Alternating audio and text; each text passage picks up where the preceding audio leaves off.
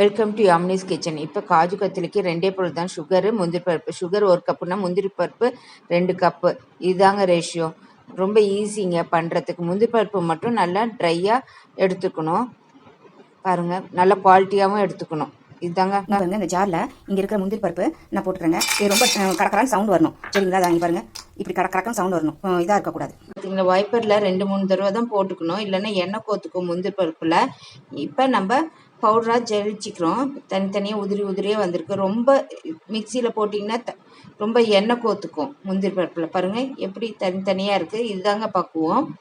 இப்போ கடாயில் சர்க்கரை போட்டுக்கிறோம். 1 கப் சர்க்கரை சொல்லியிருக்கேன். முழுகிற அளவுக்கு தண்ணி கொஞ்சமாக. ஃபஸ்ட்டு எடுத்தோடனே அடுப்பு பற்ற வச்சுக்காதீங்க. கொஞ்சம் சர்க்கரையை கரைச்சிட்டு அப்புறமா பண்ணிக்கோங்க. இதே பதம்தான் தேங்காய் பர்பிக்கு, மைசூர் பாக்குக்கு, எல்லாத்துக்குமே. சரிங்களா? இப்போ அடுப்பு பற்ற வச்சு நல்லா கொதிக்க விட்டுக்கிறோம். இப்போ நம்ம 2 கம்பி பதத்துக்கு நம்ம எடுத்துக்கிறோம். சரிங்களா? பாருங்கள், பார்த்தீங்களா? இப்போ தொட்டு பார்த்தீங்கன்னா தெரியும். இதுதாங்க பதம். நல்லா சுழட்டி விட்டுட்டு முந்திரி பருப்பு பவுடரை போட்டுக்கிறோம். மிக்சியில் பவுட்ரு பண்ணி வச்சது நல்லா கிளறி விட்டுட்டே இருக்கணும், தீயாத. இப்போ தீயாத இருக்கிறதுக்கு நெய் 2 சொட்டு ஸ்பூனில் எடுத்துக்கிறோம். பாருங்கள், அப்போ தான் அடி பிடிக்காது. ரொம்ப போட்டிங்கன்னா நெய் வாசனை அடிக்கணும். அதுக்குள்ளே கவரில் கொஞ்சம் எண்ணெய் தடவி கடலெண்ணெயோ நெய்யோ தடவி வச்சுக்கணும். பாருங்கள், டைரெக்டாக கவரில் போட்டோம்னா மெல்ட் ஆகிடும் கவரில். அதனால் ஃபஸ்ட்டு ஒரு பாத்திரத்தில் போட்டு அப்புறமா கவரில் எடுத்து வச்சுப்பேன். ரொம்ப சுடுது பாருங்கள். இப்போ கவரில் போட்டுட்டோம்னா, எண்ணெய் தடவி வச்சுருக்க கவரில் போட்டுட்டு நம்ம சப்பாத்தி மாவு பண்ணுற மாதிரி கொஞ்சம் உருண்டை பண்ணிக்கணும். பாருங்கள், நான் 2 விதமாக பிரித்து வச்சுக்கணும். ரொம்ப நிறைய வந்துருச்சு கலர்னது. பாருங்கள், அப்படியே கவரில் போட்டு இப்போ நம்ம கோதுமை மாவு எப்படி நம்ம சப்பாத்தி மாவு பண்ணுறோம் அந்த மாதிரி பாருங்கள் எப்படி இருக்குதுன்ட்டு. கையில் ஒட்டவே இல்லை. இப்போ ஒரு தட்டில் பின்னாடி நம்ம எண்ணெய் தடவிட்டு அது வச்சுட்டு மேலே கவர் போட்டுக்கிறோம்.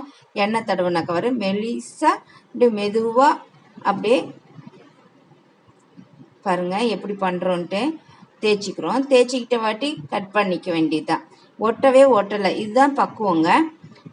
அப்படியே டைமண்ட் ஷேப்பில் நம்ம கட் பண்ணி எடுத்துக்கணும். இது மேலே அந்த சில்வர் பேப்பரை போடுவாங்க. அது உடம்புக்கு நல்லது இல்லைன்னு நான் போடல. பாருங்கள், டைமண்ட் ஷேப்பில் அழகாக கட் பண்ணுறோம்.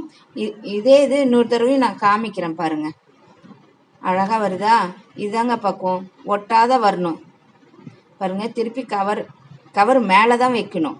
சரிங்களா? மெதுவாக தான் தேய்க்கணும். பாருங்கள், சைடில் இருக்கிறதெல்லாம் எடுத்துக்கலாம். அழகாக கட் பண்ணுறோம். ஒட்டவே ஒட்டாது. பாருங்கள் எப்படி வருதுன்ட்டு. நம்ம ரவுண்ட் ஷேப்லேயும் பண்ணிக்கலாம், இல்லை டைமண்ட் ஷேப்லேயும் பண்ணிக்கலாம், இல்லை ஸ்கொயராகவும் பண்ணிக்கலாம், கட் பண்ணிக்கலாம்.